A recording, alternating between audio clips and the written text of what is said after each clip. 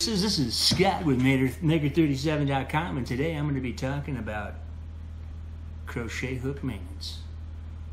Coming at you. We'll be right back. Well, we're back, Fiberistas. I'm going to quit talking in the Bill Murray used car salesman vernacular.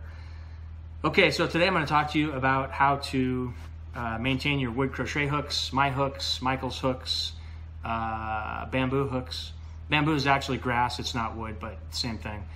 This is a hook that I actually went out to the shop. It was on the floor. I'm not sure why. There's something wrong with it, but I'm going to use this as an example. Anyway, so to do general crochet hook maintenance, you need a paper towel, and I suggest for home use, this is an old Tabasco bottle, you can use, or I would use, olive oil.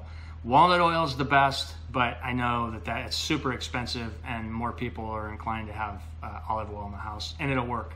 It'll work for you. With the oil, less is more. Okay, so those are the two things that we need. Another option is, and I would do it just because I have the paper, and that is to get a high grit sandpaper. High grit sandpaper, 1500, 2000. A high grit, you can't even feel the grit on the sandpaper versus, say, a low grit. This is a 400, this is 2000. This 400, you can actually feel the grit. You can feel the sand. It's not sand, but you can feel the particulate on the paper. So a high grit, and before I used oil, I would take the high grit just on the working part of the hook, go in the same direction as the grain, which is towards the head, at least on my hooks.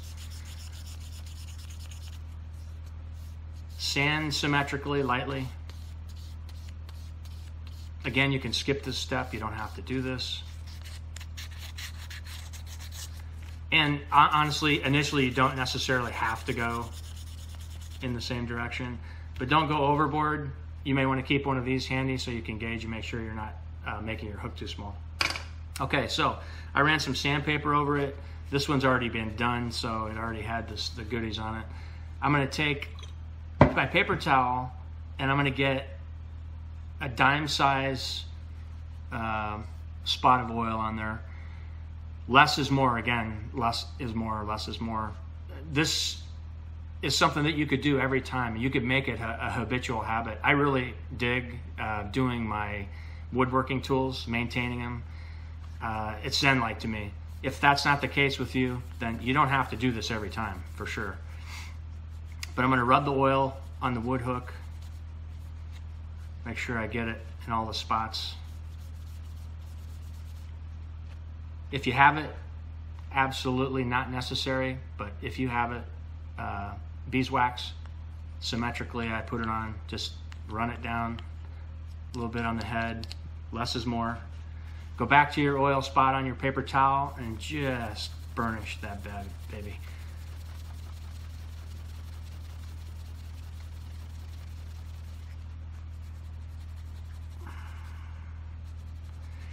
And you'll get, as you do this, you'll get a general idea of if you want to change up how you do this. Meaning you may decide you want to use more oil than what I use. But just know, especially when you're using something like olive oil, that if you use a ton, it'll look super pretty, but it'll tend to gum up. So you'd be better off doing this multiple times. Not so much with the sandpaper. I would just use the high grit 2000, 1500 sandpaper once, going in one direction on a finished hook.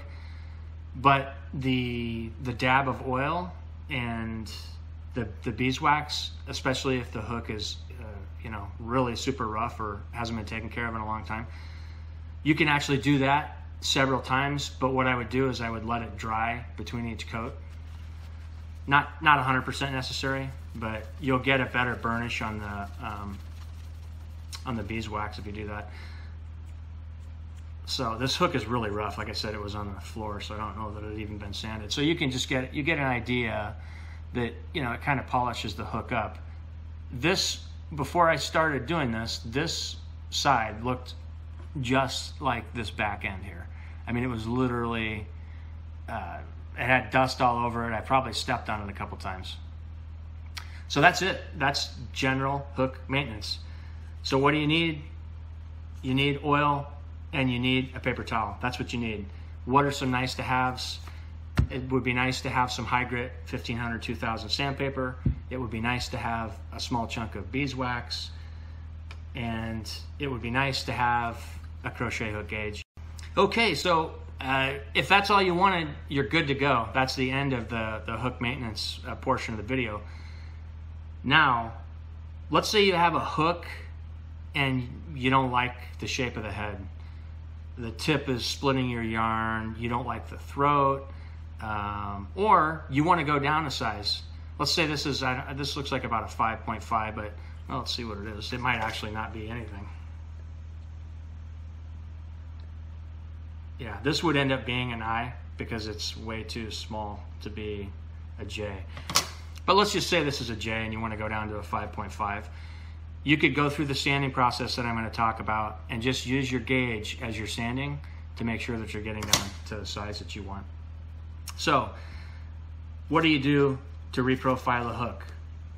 What I would do is, you can start with like 200 sandpaper. You can start with, again, with the low sandpaper. It's got a lot of grit on it. This happens to be 400. You could start with 200. The lower the grit, the more it's going to take, the faster you're going to get down. So the lower you go, make sure you're sticking the hook in the gauge to make sure you're not going down too far. So the process for that is basically, it doesn't matter what direction you go in the beginning. Let's say this is 200 and I'm shaping and I want to go down to from a J to an I would just go like this. It looks like I'm going back and forth, but I'm really not. I'm lifting the paper. That's just my work process. But you can go back and forth literally if you want. You can reshape the hook head. You can, do the tip. I mean, you just reshape it any way you want. Just make sure that, again, that it stays within the gauge size. Okay, so let's say you started with 200 or 400. What you want to do is you want to sand through the grits. And basically what that means is you want to start with the low and go to the high.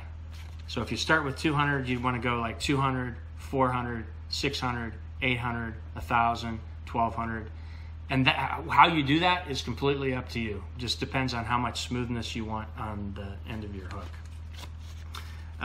And so you would do that process, and then you would basically do the same thing you did for hook maintenance, but you might want to actually lean more towards doing more coats of oil, or doing a coat of oil, doing beeswax, let it dry, coat of oil, beeswax, let it dry, etc., until you're happy with the smoothness of the hook.